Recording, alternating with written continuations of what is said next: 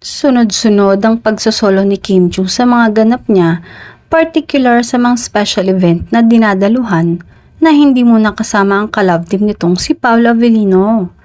Matapos mag-personal appearance at kumanta sa isang event kung saan siya ang endorser, lalayas muna ng bansa si Kim para sa commitment nitong pagtitipon at selebrasyon sa Australia. Base sa update ni Kim sa kanyang mga commitments sa IG niya, lilipad ang aktres patungong Auckland, New Zealand na susundan naman sa Melbourne para mag-show sa mga Pinoy doon na mag-meet and greet at mini-concert. Ngayong weekend, November 23 ang show ni Kim na gagawin sa Barfoot and Thomson Stadium, Auckland, New Zealand.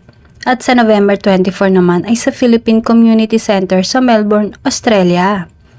Wala sa lineup ng show ang pangalan ni Paolo Avellino kaya mag-isa lang magbabiyahe si Kim. Pero sure naman umano na ihahati nito ang aktres or hindi natin sure kung hindi umano talaga kasama ang aktor.